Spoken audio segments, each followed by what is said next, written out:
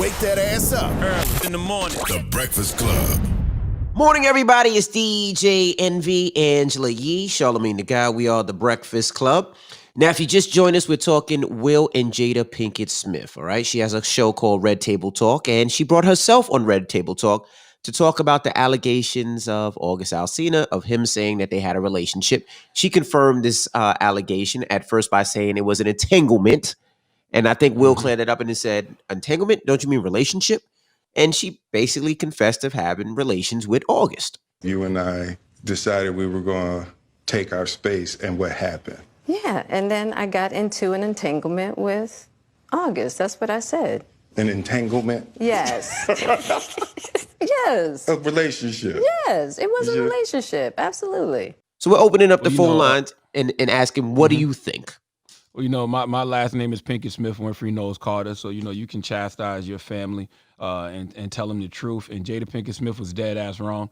August Alsina, that young man came to her broken, in need of healing, and her response is, I wanted to feel good. I hadn't felt good in a long time, so you slept with him. Never mind how that young man is feeling. You just got to get yours. That is the epitome of toxic behavior. That is a woman leading with the toxic masculine and not the divine feminine. That's not how you or August get to a place of healing. And Jada be up there at that red table giving advice to people when the reality is she clearly hasn't done the work on herself that she needs to. And what I hated about that conversation, the most, there's a lot of things I disliked about it, but what I hated the most was the ending when they hit us with that corny ass, play that We Ride Together, play that. 25 years and counting.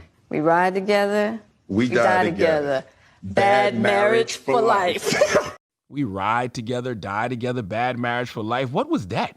Well, what kind of message was that sending? Just stick together for the sake of being together. Don't try to make your marriage healthy. Don't try to get to a place of wholeness in your marriage. Like, Envy, you married, I'm married. Correct. We know marriages aren't perfect. I've been with my wife since 1998. So we've had all types of ups and downs in our relationship. I've been Jada, she's been Will, and vice versa. So I understand all of that. But that doesn't mean you stick around if something is that bad. Like bad marriage for life? Like, hell no. What kind of message is that sending to the people out there who don't know no better? Just stick around and let your significant other do whatever, whenever, whoever. I didn't think that was. I didn't like that. I guess they were trying to be funny, to play up the bad boy for life. But I didn't like that. And like you said, I've been with my wife 25 years. We've been married 19. And yes, there's ups, there's downs, there's left, there's right. But at the end of the day, you have to have respect, and it has to be an open conversation when you can have a conversation. You can converse about things that's going good or bad and be open about it. I just feel like that conversation wasn't open. I feel like they are trying to portray a look, and they weren't open. Yes. If you're going to be open, be open. Let's really have a conversation. Now, I don't think Jada is a predator. I don't think she was the type to say, you know what, I'm just going to do it for me. I do think that she probably tried to help August, and with trying to help August, they fell for each other. I don't like when she said, oh, I wanted to feel good. Because that young man was hurt. That young man was wasn't distraught. About her. That young man was at her. the lowest place at his life at that time, and possibly still can be. It seems like he's doing way better, but he was at the lowest point of his life. So at that time, it was like he just wanted love. And I know August. I've had conversations with August. You had conversations with August. That man just needed help and wanted to feel love, and he got that from her. And I think she took advantage of it.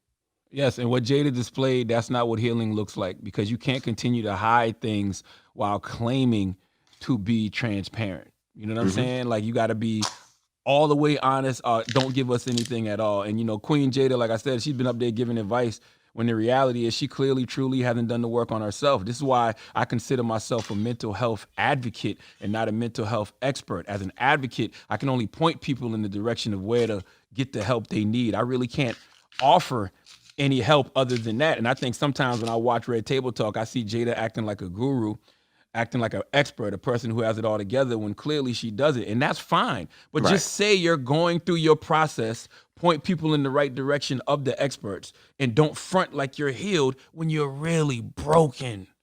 Really, really, really clearly broken. Absolutely. And I think also when it comes to it too, we talk about our relationship, like me and my wife have a podcast. and we try to be open and honest regardless. No, we don't try to hide anything because it's like one of those things. We've been together so long, and there's things that work and there's things that don't work. There's things that we need to have a conversation, and there's little things that bother her, and there's big things that bother her, and vice versa. And we have to go through those. But I can't give you advice based on your relationship. I can give you advice based on what me and my wife go through and what works for us. Very true. But let's go to the phone lines. And that's why. Very true. And that's why I say I'm not like that. That's Jada and Will. That's their situation. I just think that so many people look up to them and they influence so many people. When you say we ride together, we die together, bad marriage for life, that's just sending a terrible, terrible, toxic ass message. Hello, who's this? Hi, this is Moni. Hey, Moni, what did you think about that 12-minute, I guess, conversation? I found out that it was a whole bunch of bullshit, if you ask me. Yes, A indeed. whole bunch of bullshit. Jada knew what she was doing, and the only reason why she is even commenting on it is because she got caught.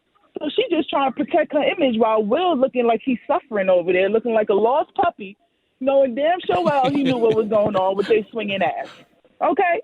Jada ain't she over there want to be all pedophilic with this young boy, took advantage of him. I don't know what the hell they was doing, but you know what? She got caught.